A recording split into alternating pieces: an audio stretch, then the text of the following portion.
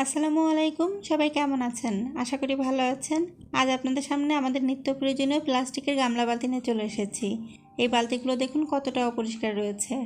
আপনাদেরকে একটু দেখিয়ে দিই। দেখুন বেশ কিছুদিন পরিষ্কার না করলে বালতির বাইরের দিকটা ময়লা হয়ে যায়, এভাবে দাগ পড়ে যায়। আর আমাদের মতো যারা আসলে একা একা সংসার সামলাতে যায় তাদের কিন্তু প্রতিদিন সব কিছু পরিষ্কার করা সম্ভবও হয় না। সেই ক্ষেত্রে আমাদের কিন্তু কিছুদিন পর পরই পরিষ্কার করতে হয়। এর মাঝেই দেখা যায় যে বালতিগুলো এরকম নোংরা হয়ে যায়, একটু দাগ হয়ে যায়। আর বালতিগুলো যেহেতু প্রতিদিনই পানি ব্যবহার করা হয়, অর্থাৎ বালতির ভেতর পানি রাখা হয়, সেই ক্ষেত্রে কিন্তু বালতির ভেতরটাও অনেক বেশি নোংরা হয়ে যায়। আপনাদেরকে একটু দেখিয়ে দিই। দেখুন একটু পরিষ্কার না করলে পারে বালতির ভেতরে কিন্তু শ্যাওলা জমে যায়। বিশেষ করে যাদের পানিতে আয়রন আছে তাদের কিন্তু আরও বেশি জমে যায়, একদমই ভেতরটা নষ্ট হয়ে যায়। এই বালতিটা কালো বালতি, হয়তো বা আপনারা পুরোপুরি দেখতে পাচ্ছেন না, যেহেতু কালো কালারের সাথে মিশে গেছে। এর ভেতরে কিন্তু অনেকটা শ্যাওলা জমে আছে। তো আমি আজকে কিন্তু আপনাদের এই বালতিগুলো পরিষ্কার করে দেখাবো। এখানে আমি আমার বাসায় যেগুলো বালতি ব্যবহার করা হয় সবগুলোই নিয়েছি, যেহেতু পরিষ্কার করব একবারে সবগুলো পরিষ্কার করে রাখবো।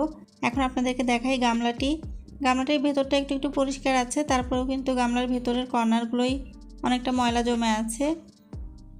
এই গামলাটা কিন্তু আপনারা লাইটের জন্য ভালোভাবে দেখতে পাচ্ছেন না, কিন্তু কাছ থেকে যদি দেখতেন এই গামলার বাইরের দিকে কিন্তু প্রচুর ময়লা। এই যে বাইরের যে সাইডটা, এখানে কিন্তু অনেক ময়লা জমে আছে। বেশ কিছুদিন পরিষ্কার করা হয় না, এজন্য ময়লাটা জমে গেছে। এইসব ময়লাগুলো খুব সহজে কিভাবে পরিষ্কার করা যায় আজ আপনাদেরকে আমি দেখিয়ে দিব। আমি নিজেও পরিষ্কার করব, সাথে আপনাদের জন্য ভিডিওটাও তৈরি করছি। দেখুন এই বালতিটার ভেতরে কতটা শ্যাওলা জমে গেছে। আসলে শ্যাওলা জমে এই বালতিটার ভেতরে কিন্তু এক ধরনের দাগ পড়ে গেছে।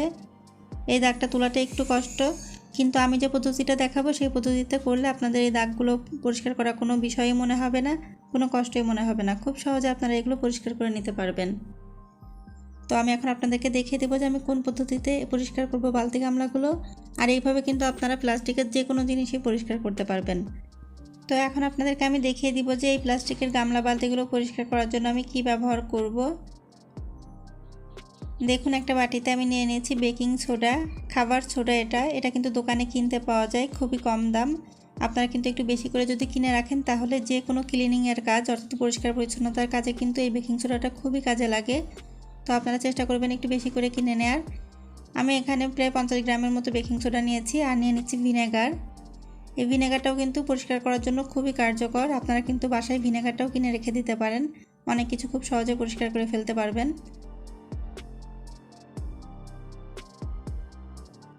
আমি খাবার সোডার সাথে ভিনেগার মিশিয়ে দিচ্ছি, দেখতেই পাচ্ছেন এক ধরনের বুদবুদ সৃষ্টি হচ্ছে। খাবার সোডা আর ভিনেগার দিয়ে কিন্তু যে কোনো কঠিন দাগ খুব সহজেই পরিষ্কার করা যায়। আর একটা টিপস দিই, তাহলে কিভাবে বুঝবেন আপনি যে খাবার সোডা কিনছেন তা আসল কিনা। যখন সোডার ভিতর ভিনেগার বা লেবুর রস দিবেন, যদি সোডাটা আসল হয় তাহলে দেখতে পাবেন যে এরকম বুদবুদ সৃষ্টি হয়। তো দেখুন আমি অল্প অল্প করে মিশিয়ে নিচ্ছি। আমি খাবার সোডার সাথে ভিনেগার মিশিয়ে নিয়েছি, খুব বেশি পরিমাণ কিন্তু লাগেনি। দেখুন এই ভিনেগারের বোতলটা নতুন ছিল, আমি কিন্তু এতটুকু পরিমাণ নিয়েছি, অর্থাৎ খুব বেশি কিন্তু লাগেনি। আর এমনভাবে নিয়েছি আসলে খাবার সোডাটা যেন ডুবে যায়, অর্থাৎ খাবার সোডাটা যেন পুরোটা ভিজে যায়, সেরকম করে আমি ভিনেগার নিয়ে নিয়েছি। এখন দেখুন এই যে একটি স্ক্রাবার নিয়ে নিয়েছি, সফট স্ক্রাবার। এগুলো কিন্তু জালি স্ক্রাবার না, একদমই সফট। এই স্ক্রাবারটা দিয়ে আমি এখন এই যে ভিনেগার আর খাবার সোডার যে মিশ্রণটা আছে সেখানে একটু ভিজিয়ে নেব।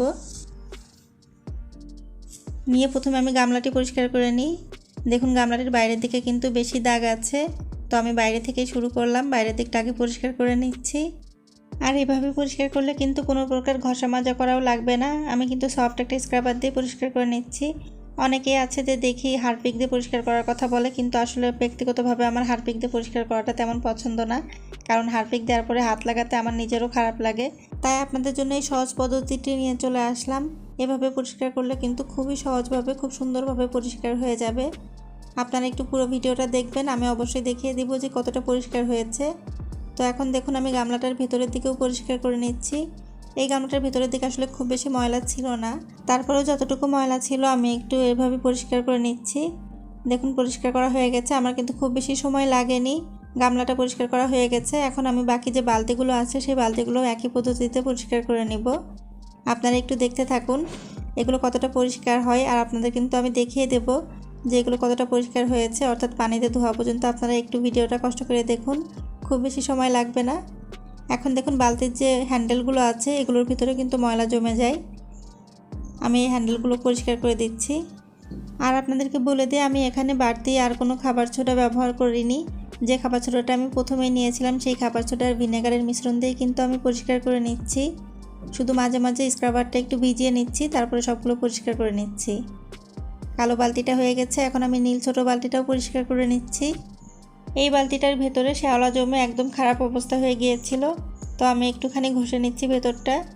দেখুন, একটু ঘষা দেওয়াতেই কিন্তু ভেতরের যে শ্যাওলাটা ছিল সেগুলো উঠে গেছে। এখন পেছনটাও ঠিক একইভাবে পরিষ্কার করে নিচ্ছি। আর এই বালতিতেও যেহেতু হ্যান্ডেল আছে, হ্যান্ডেলটাকেও আমি পরিষ্কার করে নিয়েছি। এখন দেখুন, এই যে বড় লাল বালতিটা, এই বালতিটার বাইরেও কিন্তু প্রচুর দাগ হয়ে গেছে, এজন্য আমি একটু ভালোভাবে ঘষে পরিষ্কার করে নিচ্ছি। তবে এটা কিন্তু সেইভাবে ঘষে না, এটা যেহেতু সফট স্ক্রাবার, এটাতে কিন্তু হালকাভাবে ঘষতে হবে। হালকাভাবে ঘষলে এটা পরিষ্কার হয়ে যাবে একদম। তো বড় বালতিটাও আমার পরিষ্কার করা হয়ে গেছে। আপনারা দেখতেই পাচ্ছেন আমার সবগুলো বালতি গামলা পরিষ্কার করা হয়ে গেছে। এখন আপনাদেরকে আমি এই গামলা বালতি সব কিছু ধুয়ে দেখাবো যে কতটা সুন্দরভাবে পরিষ্কার হয়েছে।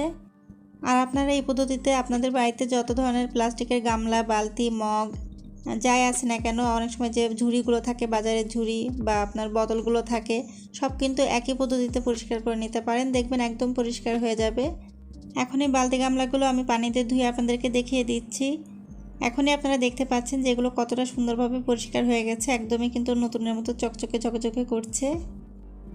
এই পদ্ধতিতে যদি পরিষ্কার করেন, মাসে একবারও যদি পরিষ্কার করেন, তাহলে দেখবেন যে আপনাদের বালতি গামলাগুলো কিন্তু একদমই নতুনের মতো হয়ে যাবে। এভাবে ভালো করে ধুয়ে নিচ্ছি কিন্তু। আর আপনারা দেখতেই পাচ্ছেন আমি কিন্তু হাতও লাগাচ্ছি না এখানে, আমি শুধু পানি দিয়ে এটাকে ধুয়ে নিচ্ছি, তাতে কিন্তু এগুলো খুব সুন্দরভাবে পরিষ্কার হয়ে যাচ্ছে।